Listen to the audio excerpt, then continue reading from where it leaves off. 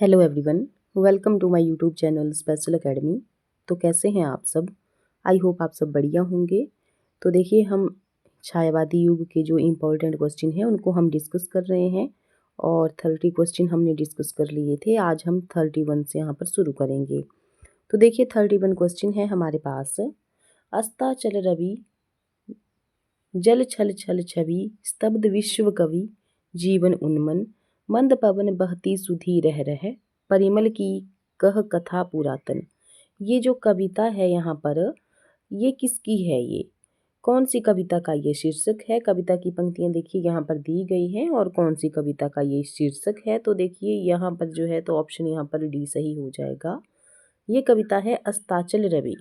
यहाँ पर भी शुरू में अस्ताचल रवि दिया गया है, तो आप यहाँ से देख के क्वेश्चन का आंसर जल्दी ढूंढ सकते हैं। अस्ताचल रवि जो है तो इसका कविता का शीर्षक है। अगर बात करें हम अस्ताचल रवि कविता के बारे में कि किसकी कविता है, तो देखिए ये जो है तो निराला की ये कविता है।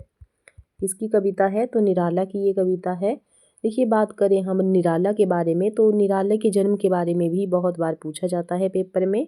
तो इनका जो जन्म है वो 21 फरवरी 1899 को हुआ था और मृत्यु जो है तो 1961 में हुई थी। इनका जो जन्म है वो बंगाल की महिषादल रियासत में हुआ था।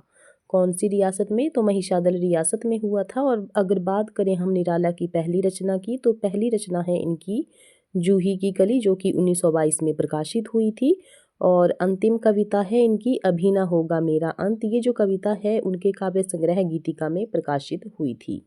बढ़ते हैं नेक्स्ट क्वेश्चन की तरफ। नेक्स्ट है यहाँ पर, अस्ताचल रवि कविता किसकी है? तो देखिए, अभी हमने ये पढ़ा, अस्ताचल रवि जो कविता है वो है निराला की। और इनकी हमने जो है तो पहली रचना के बारे में पढ़ा। पहली रचना है जूही की कली, जो कि 1922 में प्रकाशित हुई थी। और अंतिम क्या बताई मैंने? अंतिम बताई अभी ना होगा मेरा अंत। और ये जो कविता है उनके कौन से काव्य संग्रह में है? तो काव्य संग्रह में है, गीतिका काव्य संग्रह में ये संकलित है। और बहुत सारी इनके काव्य संग्रह हैं, जैसे कि अनामिका, परिमल, गीतिका, अनामिका द्वितीय, एक आता है इनका अनामिका द्वितीय काव्य संग्रह। तो इसी में जो है तो सरोज समृति और राम की शक्ति पूजा जैसी जो प्रसिद्ध कविताएं हैं उनका संकलन है। और जैसे अन्य काव्य संग्रह हैं इनके, जैसे तुलसीदास, कुकुरमुता, अणिमा, बेला, नए पत्ते, अर्चना, आराधना, गीत कुंज और सांध्य काकली, ये जो है तो निराला के काव्य संग्रह हैं। बात करें उपन्यासों की, तो उपन्यास हैं इनके अप्सरा, अलका, प्रभावती, निरूपमा, कुल्ली भाट, बिल्लेसुर बकरीहा और चोटी की पकड़। ये जो है तो इनके उपन्यास हैं। नेक्स्ट है हमारा क्वेश्चन यहाँ पर, आज क्यों तेरी वीणा मौन है पंक्ति के रचनाकार कौन है? देखिए, हमने पीछे भी महादेवी वर्मा के जो इम्पोर्टेंट पंक्तियाँ थी वो हमने पढ़ी हुई थी। तो यहाँ पर दिया है कि आज क्यों तेरी वीणा मौन है, इस पंक्ति के रचनाकार है महादेवी वर्मा। तो हमने एक और पंक्तियाँ पढ़ी थी, देखिए, मैं नीर भरी दुख की बदली, ये पंक्ति भी बार बार पूछी जाती है। और एक और थी इनकी पंक्ति, पूछता क्यों शेष कितनी रात, पूछता क्यों शेष कितनी रात, और चिर सजग आंखें उनिंदी आज कैसा व्यस्त वाना। ये भी इन्हीं की पंक्तियाँ हैं। तो बढ़ते हैं नेक्स्ट क्वेश्चन की तरफ। नेक्स्ट है यहाँ पर, स्वच्छंदतावाद की विशेषता नहीं है। तो देखिए, नहीं है यहाँ पर पूछा गया है। तो स्वच्छंदतावाद को ही छायावाद के नाम से भी जाना जाता है। और इनकी जो विशेषता है वो है प्रकृति पर्यवेक्षण, प्रेम चित्रण, सौंदर्य भावना। लेकिन जो ब्रजभाषा में रचना है वो इसकी जो विशेषता है वो नहीं है। अन्य आती है इनकी, जैसे दार्शनिकता, रहस्यवाद, नारी चित्रण, प्रेम, ये प्रकृति का चित्रण, इस तरह की जो इनकी विशेषताएं हैं वो यहाँ पर दर्शाई गई हैं।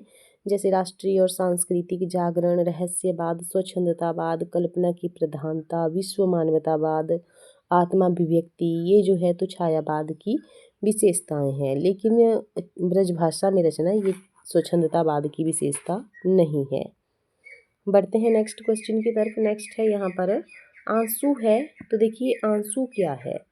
तो ऑप्शन जो है तो यहाँ पर दिए गए हैं। और आंसू है एक मुक्तक काव्य संकलन। और आपको बताना है कि ये जो आंसू रचना है ये किसकी ये रचना है। आप कमेंट बॉक्स में ज़रूर बताइएगा। बढ़ते हैं नेक्स्ट क्वेश्चन की तरफ। नेक्स्ट है लोकायतन के रचयिता कौन है। देखिए लोकायतन के रचयिता जो हैं तो कौन है। ऑप्शन यहाँ पर दिए गए हैं, तो ऑप्शन यहाँ पर डी सही हो जाएगा। सुमित्रा नंदन पंत जी लोकायतन के रचयिता हैं। और अगर बात करें इनकी प्रमुख काव्य कृतियों की, तो प्रमुख काव्य कृतियाँ आएंगी इनकी वीणा, ग्रंथि, गुंजन, ग्राम्या, पल्लव युगांत, स्वर्ण किरण, स्वर्ण धूलि, कला और बूढ़ा चांद, लोकायतन, चिदम्बरा, उच्छ्वास, सत्यकाम, मुक्ति यज्ञ और तारापथ। देखिए जो चिदम्बरा है इनकी, तो चिदम्बरा के लिए उन्हें 1968 में 1968 में जो है तो ज्ञानपीठ पुरस्कार से भी सम्मानित किया गया है। और चिदम्बरा को ही एक कालजयी रचना के रूप में बोला जाता है। कालजयी रचना जो है तो किसके लिए प्रयोग किया जाता है, जो तो चिदम्बरा के लिए। और अंतिम रचना भी चिदम्बरा के लिए ही बताया गया है। तो बढ़ते हैं नेक्स्ट क्वेश्चन की तरफ। नेक्स्ट है यहाँ पर महादेवी वर्मा का प्रथम काव्य संग्रह कौन सा है। महादेवी वर्मा का प्रथम काव्य संग्रह कौन सा है। तो देखिए ऑप्शन यहाँ पर दिए गए हैं और इसका जो है तो राइट आंसर आएगा यहाँ पर निहार। निहार जो इसका सही आंसर आ जाएगा। निहार, रश्मि, ये जो है तो इनके प्रमुख काव्य संग्रह हैं। नेक्स्ट क्वेश्चन है कला और बूढ़ा चांद के लेखक कौन है। कला और बूढ़ा चांद के लेखक कौन है। तो देखिए ऑप्शन यहाँ पर सी सही हो जाएगा। सुमित्रा नंदन पंत जी कला और बूढ़ा चांद के लेखक हैं। तो हमने सुमित्रा नंदन पंत की जो प्रमुख काव्य कृतियाँ हैं उनके बारे में हमने अभी अभी पढ़ा है। तो बढ़ते हैं नेक्स्ट क्वेश्चन की तरफ। नेक्स्ट है हमारे पास गीतिका के रचनाकार कौन है। गीतिका के रचनाकार कौन है। तो गीतिका के जो रचनाकार हैं वो हैं निराला जी। तो निराला के हमने जन्म के बारे में पढ़ा कि 1899 में इनका जन्म हुआ है, मृत्यु इनकी 1961 में हुई है। और जो इनका जन्म है वो बंगाल की महिषादल रियासत में हुआ है, जिला मेदिनीपुर में इनका जन्म हुआ है। बात करें अगर इनकी पहली रचना के बारे में, तो पहली रचना है इनकी जूही की कली, जो कि 1922 में प्रकाशित हुई है। और बात करें अगर अंतिम कविता की, तो अंतिम कविता है इनकी अभी ना होगा मेरा अंत। और ये जो कविता है उनके काव्य संग्रह गीतिका में प्रकाशित हुई है। और अगर अन्य काव्य संग्रह की बात की जाए, तो अन्य काव्य संग्रह हैं इनके अनामिका, परिमल, गीतिका और तुलसीदास, कुकुरमुता, अणिमा, बेला, नए पत्ते, अर्चना, आराधना, गीत कुंज और सांध्य काकली। बात करें अगर उपन्यासों की, तो उपन्यास आएंगे इनके अप्सरा, अलका, प्रभावती, निरुपमा, कुल्ली भाट, बिलेसुर, बकरिया और चोटी की पकड़। ये जो है तो इनके उपन्यास हैं। नेक्स्ट क्वेश्चन है हमारे पास छायावाद को स्थूल के प्रति सूक्ष्म का विद्रोह किस आलोचक ने कहा है। स्थूल के प्रति सूक्ष्म का विद्रोह किस आलोचक ने कहा है। तो ऑप्शन यहाँ पर ए सही हो जाएगा, डॉक्टर नागेंद्र। नेक्स्ट क्वेश्चन है शेर सिंह का शस्त्र समर्पण किस रचना में संकलित है। शेर सिंह का शस्त्र समर्पण किस रचना में संकलित है। तो देखिए ऑप्शन यहाँ पर दिए गए हैं और ऑप्शन जो है तो सी यहाँ पर सही हो जाएगा, लहर। नेक्स्ट है कौन सी रचना महाकाव्य नहीं है। तो देखिए कौन सी रचना है जो महाकाव्य नहीं है। तो ऑप्शन यहाँ पर दिए गए हैं और साकेत भी एक महाकाव्य है, कामायनी, प्रिय प्रवास, लेकिन जो पल्लव है वो एक महाकाव्य नहीं है पल्लव। और ये पल्लव किसकी रचना है, तो सुमित्रा नंदन पंत जी की ये रचना है। नेक्स्ट है कामायनी को छायावाद का उपनिषद किसने कहा है। कामायनी को छायावाद का उपनिषद किसने कहा है। तो ऑप्शन यहाँ पर डी सही हो जाएगा, शांति प्रिय द्विवेदी जी के द्वारा इसको जो है तो कामायनी को छायावाद का उपनिषद कहा गया है। नेक्स्ट है छायावाद की पहली रचना मानी जाती है। तो छायावाद की पहली रचना कौन सी मानी जाती है। तो झरना जो है तो सही आंसर हो जाएगा।